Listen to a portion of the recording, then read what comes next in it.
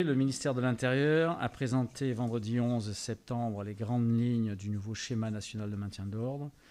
Nous allons donc pouvoir entrer immédiatement dans le vif du sujet en demandant aux représentants des policiers de terrain leur avis sur ces décisions. Donc Grégory Joron pour Unité GP Police Force Ouvrière. Merci pour votre convocation, pour cette invitation.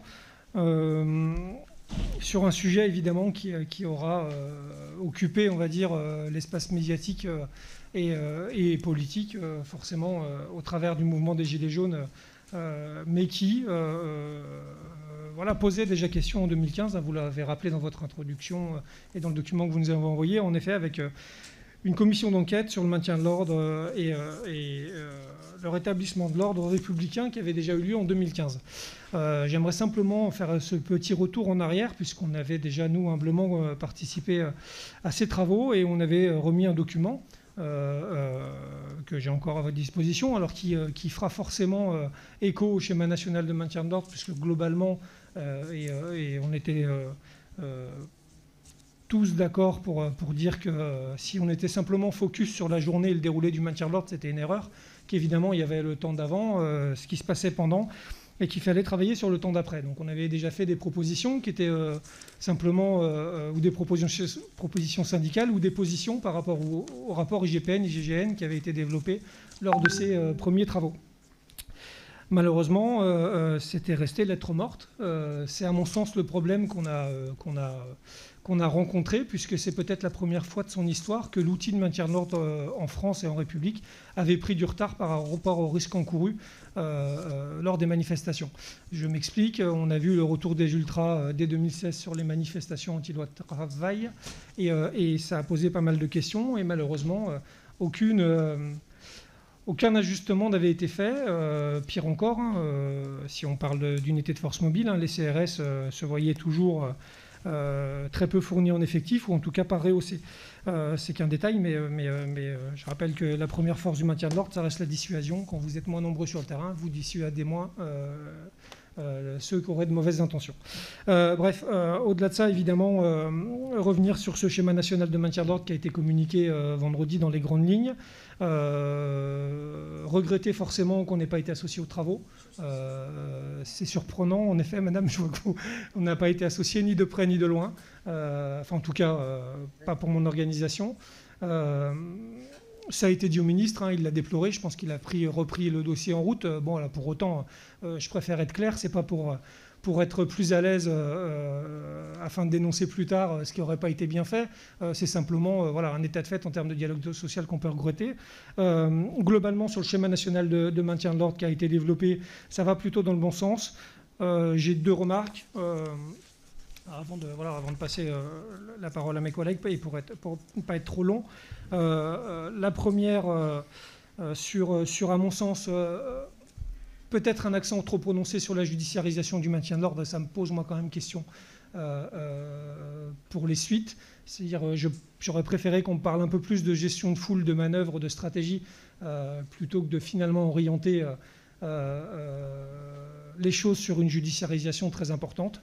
Ou alors, on judiciarise après, et je trouve que ça a du sens, mais encourager l'interpellation immédiate, ça peut quand même déséquilibrer des dispositifs qui sont déjà fragiles eu égard au risque encouru. Voilà, enfin, c'est un débat de fond, mais globalement, donc, ce schéma national de maintien de l'ordre va dans le bon sens. Et j'aurais aussi, moi, une précision qui ne semble pas être développée dedans. C'est la protection, ou en tout cas la sécurité juridique de l'agent en intervention. Je fais écho à l'affaire du Burger King, on pourra en parler par la suite si vous voulez, puisqu'il me semble qu'on s'attaque à un pilier fondamental de l'exercice du maintien de l'ordre en unité constituée. Alors c'est une décision de justice, je ne veux pas présumer du rendu qui sera fait dans cette affaire-là, mais ça pose quand même question que ce soit simplement 3 agents du CEA qui se retrouvent à la barre dans une opération de police de maintien de l'ordre, dictée par des règles, des codes, et pour lequel il me semble que l'ordre de la loi et le commandement légitime doit prendre le dessus sur tout le reste. Et pour l'instant, on se retrouve avec 3 lampistes qui sont clairement mis au banc. Et ça me pose quand même aussi question, puisque si ce genre de message qui est passé, j'ai peur qu'à l'avenir, des collègues à qui on demandera de s'engager et d'user de la force légitime se poseront la question de savoir s'ils ont le droit de le faire. Voilà, c'est tout pour prévenir. Merci. Donc, aujourd'hui, comment vous verriez la conciliation entre les nécessités de l'action et le fait de préparer la suite, c'est-à-dire de préparer la judiciarisation des personnes qui auraient commis des infractions? Je me permets de répondre à la judiciarisation. J'ai regretté l'axe qui était pris. Je ne regrette pas qu'il y ait une judiciarisation accrue, enfin en tout cas qu'il y ait une réponse. Parce que je crois que le problème qu'on a rencontré et que tout le monde a déploré sur les Gilets jaunes particulièrement, c'était surtout cette espèce de sentiment d'impunité avec les mêmes personnes qui venaient le samedi, qui prenaient les transports, qui cassaient à peu près tout et qui repartaient comme si de rien n'était. Donc évidemment qu'il doit y avoir une réponse et une réponse républicaine et la justice doit passer. Ce que je regrette, c'est qu'on met l'accent sur la judiciarisation, mais sur l'interpellation à l'instant T. On sait très bien qu'une interpellation en maintien de l'ordre, déjà que le dispositif, encore une fois, est difficile à poser, qu'en situation dégradée, c'est pas toujours facile déjà de rétablir l'ordre. Si en plus l'objectif c'est l'interpellation, je pense qu'on s'éloigne un petit peu simplement de ce que doit être une mission de maintien de l'ordre. Alors je dis pas qu'il ne faut pas interpeller, au contraire, il faut le faire. Mais j'aurais aimé que l'accent, moi, soit porté surtout sur la judiciarisation a posteriori, avec une identification des auteurs. Denis l'a dit tout à l'heure, au travers de nouveaux moyens techniques. Voilà, pourquoi pas le marquage, mais pourquoi pas l'utilisation de vidéos si on commence à regarder ce que font les voisins. Alors moi, je ne suis pas fan de la désescalade, parce qu'elle apporte clairement son lot aussi de difficultés. Et si on voulait l'appliquer comme en Allemagne, ça demanderait à ce qu'on double les effectifs CRS. Je ne pense pas qu'on ait les moyens, parce que le bout du bout de la désescalade, c'est quand même un système oppressif avec une présence policière qui est démesurée. Donc c'est bien de le rappeler aussi de temps en temps. Et on s'aperçoit aussi que parce qu'il y a une désescalade, on enlève les moyens intermédiaires. Et les agents se trouvent démunis face à une violence accrue. On l'a vu en 2015 lors de l'ouverture de la Banque européenne à Francfort. Les policiers ont quitté le terrain. Je ne suis pas sûr que ce soit un bon message dans une république qui se dit forte de devoir quitter le terrain parce qu'on n'arrive pas à le tenir. Donc moi, je ne suis pas vraiment pour la désescalade. Ou en tout cas pas à ce point-là, quoi. Donc la judiciarisation, je disais simplement que j'aurais souhaité, et on aurait pu en discuter si on avait été consulté, qu'elle se fasse après, comme c'est le cas en Angleterre pour le coup, où justement les gens vont être cherchés le lendemain chez eux avec une réponse pénale qui est très forte, une communication qui est faite pour justement casser le sentiment d'impunité et qui peut se régler à l'instant de l'infraction simplement par le fait de manœuvrer pour faire cesser l'infraction et pas forcément de rechercher l'interpellation à tout prix parce que justement, encore une fois, ça vient déséquilibrer ce dispositif de maintien d'ordre qui est assez compliqué. La plus grosse difficulté de ces mouvements qu'on a vus, c'était simplement de séparer, si vous me permettez l'expression, le bon grain de l'ivraie et d'arriver justement à faire en sorte de cibler les Black Blocs qui sont très malins pour ça et de les séparer des gens qui, à juste titre ou pas, mais exprimaient leur droit le plus fondamental, c'est celui de venir s'exprimer dans la rue. Bref, pour faire le lien, et je terminerai là-dessus sur les nouveaux matériels, ou en tout cas ne serait-ce que sur le LBD, pareil, ça a été dit, il faut le répéter, on a eu énormément de tirs de LBD tout simplement parce qu'on a mis déjà tous les collègues dans la rue face aux événements qu'il y avait dans toutes les villes. J'ai le cas particulièrement, par exemple, à Lorient, où Lorient, il n'y avait pas de CRS, il y avait un demi-escadron, et on a fait sortir des collègues du commissariat qui étaient depuis des années au service du timbre-amende ou de la brigade accident. On lui a mis un casque émo, on lui a dit tiens, tu vas faire du maintien de l'ordre aujourd'hui. Où on a mis des effectifs pas formés, en tout cas formés aux violences urbaines, qui ont l'habitude de travailler en milieu hostile et d'être régulièrement mis en difficulté. Forcément, ce n'est pas la même philosophie qu'on doit avoir en gestion de foule, en essayant de ne pas perdre de vue que la plupart des gens qu'on a en face sont simplement des citoyens en colère et pas des assassins ou des délinquants. Donc c'est une philosophie qu'il faut garder à l'esprit. Et malheureusement, on a mis face à ça, encore une fois, tous ces collègues non formés qu'on a exposés très clairement aussi, parce qu'on l'a vu, malheureusement, encore une fois, ils sont... Hop, j'ai été coupé, je suis trop long. Ils ont été souvent seuls à la barre. Voilà, donc le LBD 40, c'est pour ça que ça a été très utilisé. Il est d'une nécessité absolue de le garder. Ça, c'est voilà, là-dessus, je pense que nous, on est clair.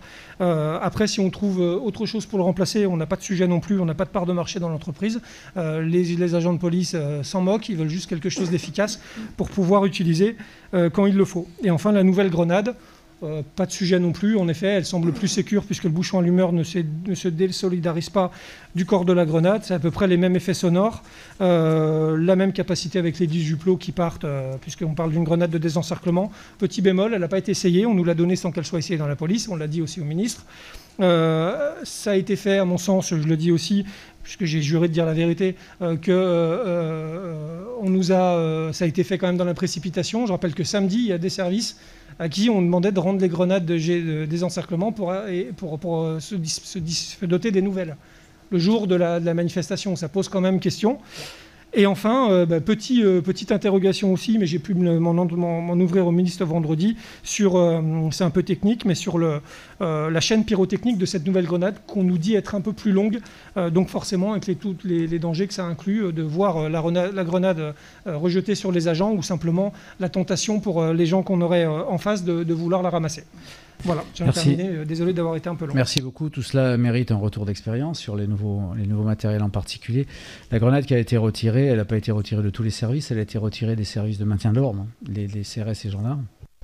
Non, Monsieur le Président, elle a été retirée de tous les services, comme par exemple au Havre, les collègues n'avaient pas les nouvelles, mais on avait quand même retiré les anciennes. Des bacs aussi. Je voulais passer la parole au collègue Jean-Louis Thériault. Oui, merci Monsieur le Président. Deux questions très pratiques.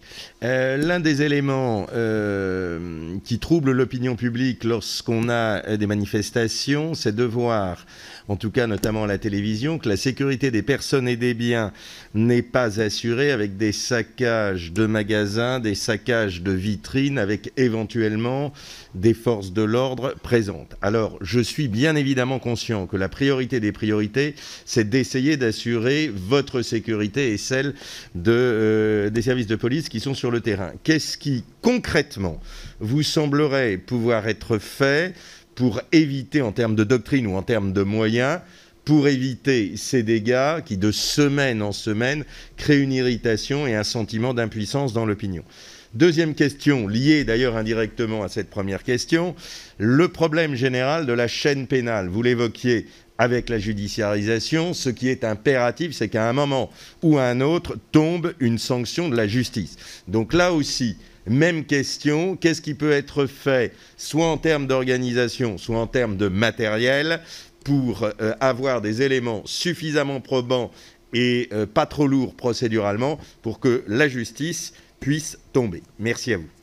Rapidement, pour répondre aux deux questions de monsieur sur la sécurité des personnes et des biens qui forcément posent question des fois quand ils voient une compagnie de CRS, une compagnie d'intervention, un escadron ne pas bouger alors qu'un abribus est saccagé, une voiture brûlée, etc.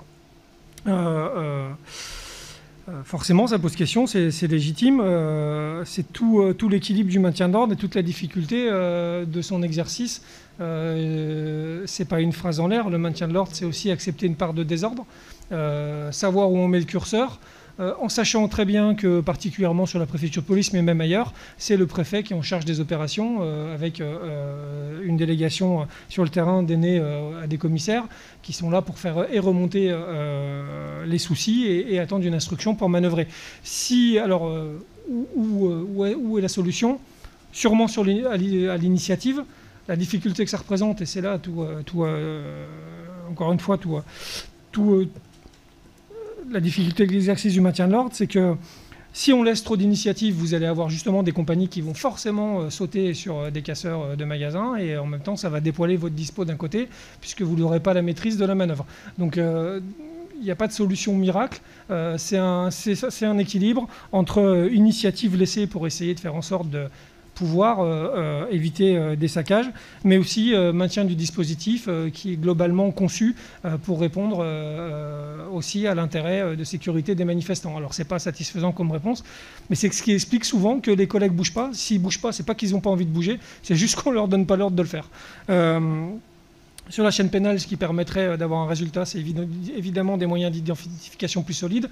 On connaît en effet la fragilité des éléments constitutifs dans une situation dégradée où la plupart du temps, en fait, ce n'est pas les magistrats qui shootent, c'est aussi de toute façon les avocats qui font leur boulot de défense et qui expliquent qu'à 50 mètres, ce n'est pas forcément leur client qui a été bien reconnu et qu'ils étaient tous avec une capuche et que ce n'est pas lui qui a acheté ce caillou-là, mais celui d'à côté et qu'on s'est trompé. C'est aussi souvent un moyen de défense qui est utilisé, ce qui fait qu'en effet, il y a peu d'affaires, malheureusement, qui sont suivis. Sur le document final, madame, il nous a été transmis ce matin, mais entre vendredi et mardi, on n'a pas eu d'échange, enfin en tout cas pas à mon niveau ou pas à ma connaissance, avec le cabinet ministre pour faire bouger quelques lignes. Pardon ? Voilà. Mais je suis obligé de dire la vérité, donc on l'a eu. Voilà. Et enfin, concernant la technique d'encadrement, ça a été fait en effet, ça a été controversé, ça a créé des polémiques. Je pense que c'est bien de l'écrire si on veut y avoir recours, mais c'est bien aussi de ne pas oublier, pareil, ces fondamentaux du maintien de l'ordre qui font que si on utilise ce genre de technique, il faut indiquer aux gens au moins une porte de sortie. Parce qu'après, ça fait cocotte minute, c'est normal, et ça met surtout nos collègues en difficulté sur le terrain, et ça, c'est beaucoup moins normal, et les gens ne comprennent pas. Donc si on veut, à mon avis, améliorer les techniques, ça passe forcément par une communication plus claire à l'endroit des manifestants pour les responsabiliser. Cher collègue Jérôme Lambert. Oui, merci, Monsieur le Président. J'ai participé aux travaux de la précédente commission d'enquête en 2015, je crois que vous avez rappelé à peu près la date, la période. Vous étiez certainement policier, parce que je vois à peu près vos âges. Vous étiez peut-être déjà, il me semble, peut-être reconnaître quelques-uns, vous étiez déjà sans doute en responsabilité dans différentes organisations. Quel regard avez-vous porté sur les travaux précédents que nous avons conduits ici à l'Assemblée nationale? Et finalement, par rapport aux travaux que nous allons conduire, que nous commençons tout juste avec vous aujourd'hui à mener, est-ce que vous attendez quelque chose de nous? Nous pouvons être une force de proposition, nous le souhaiterions en tout cas. En 2015, je ne sais pas quel regard vous avez porté sur ce que nous avons dit, mais j'aimerais bien avoir un petit peu un retour, parler de retour d'expérience, etc. Finalement, à mon niveau en tout cas, j'ai pas eu, depuis le dernier rapport, j'ai pas eu de retour d'expérience avec les uns et les autres pour savoir si on avait bien travaillé ou pas, parce que ça peut nous servir pour aujourd'hui. Pour dire, on va refaire une partie des réflexions, conduire les mêmes réflexions, refaire un certain nombre de choses. L'histoire a un peu changé, vous l'avez souligné, quoique déjà on était dans l'émergence d'une certaine violence dont nous n'avions pas exactement que nous n'avions pas exactement avant. Encore que moi, je suis un peu âgé, j'ai beaucoup manifesté dans ma vie, pas du côté des casseurs, mais j'étais témoin de graves violences. Je me souviens de la violence des manifestations des sidérurgistes. Ce n'était pas les sidérurgistes nécessairement qui étaient violents, mais c'était en 79, je crois. J'étais là. Et bien d'autres occasions où ça castagnait fort. Hein.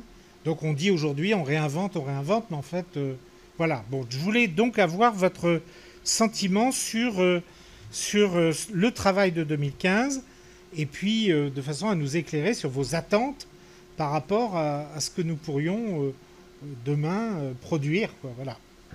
Sur les travaux déjà de 2015, moi j'étais pas le seul, je crois, mais j'étais déjà donc venu pour répondre aux questions de la commission d'enquête. On avait humblement fait ce document-là avec des préconisations, puisque ça faisait suite à la mort de Rémi Fraisse, je crois, et c'est pour ça que cette commission d'enquête avait été déclenchée. On attend évidemment simplement... on apporte notre pierre à l'édifice avec nos remarques, les remontées de terrain, en espérant que vous donnez aussi des armes pour que ça soit remonté au gouvernement et à nos décideurs, puisque c'est ça l'intérêt, c'est collectivement d'essayer de faire en sorte d'améliorer simplement nos systèmes, nos process, pour garantir, je crois que c'est quand même une belle chose dans notre démocratie, c'est le droit absolu de pouvoir manifester, exprimer dans la rue en toute sécurité. On voit qu'on a une difficulté à le faire, il faut l'affronter, il faut se dire les choses. Et Et nous, on attend simplement de... Voilà, ça, on a regretté, on l'a tous dit, hein, de ne pas avoir été consulté. C'est une manière aujourd'hui, c'est un peu thérapeutique de rattraper le coup pour nous et de nous exprimer sur ce nouveau schéma national de maintien de l'ordre. Ça aurait mérité 2 jours. Voilà, c'est toujours trop court. Mais dans l'absolu, voilà, on pourra aussi répondre à des questions écrites si jamais c'était possible ou si vous en estimez que ce soit nécessaire. Voilà. Il y a eu aussi un certain nombre de rapports et d'observations faites par le défenseur des droits. Est-ce qu'éventuellement, même très rapidement, vous pouvez nous dire ce que vous en avez pensé et est-ce que vous avez pu tirer des conclusions ou des préconisations de ce qu'avait dit le défenseur des droits? Un mot, non. J'ai un mot, j'ai non. En tout cas, nous n'avions pas retenu grand-chose du défenseur de droit. Ça nous semblait très orienté, surtout sur le LBD, et très éloigné de la réalité, même si ça peut paraître, bien sûr, on ne balaye pas d'un revers de main les blessures graves que ça peut engendrer. Pour autant, vu le nombre de tirs, et finalement, parce que c'est factuel, alors ça peut, je ne veux pas choquer en le disant, mais ça représentait, je crois, un tir dangereux pour 327 tirs en proportion, on avait un tir dangereux. Donc c'est des choses qu'il faut remettre en perspective par rapport à ce qui a été traversé sur plusieurs mois et se dire surtout encore une fois que la nécessité de l'armement intermédiaire, c'est d'avoir l'éventail le plus large pour permettre d'avoir la réponse la plus adaptée aux risques qu'on a en face. Si on enlève le LBD, ça veut dire qu'on va forcément avoir un barreau de moins à l'échelle et qu'on va devoir sûrement prendre le barreau du dessus pour répondre à la menace qu'on doit affronter. Donc le LBD, ça fait partie des moyens intermédiaires qui sont, à notre sens, utiles. Qu'on doit encadrer, c'est pas choquant. On a parlé du superviseur, c'est quelque chose dans les forces mobiles qui est mis en place depuis très longtemps et ça marche. Par contre, de manière dogmatique, qu'on l'enlève sans rien prévoir à la place, ça nous pose un réel problème et c'est pour ça que nous, du défenseur de droit, on n'avait pas retenu grand-chose puisqu'il était sur cette position-là. Retrouvez toute notre actualité sur videopolice.com, la chaîne YouTube d'Unité SGP Police.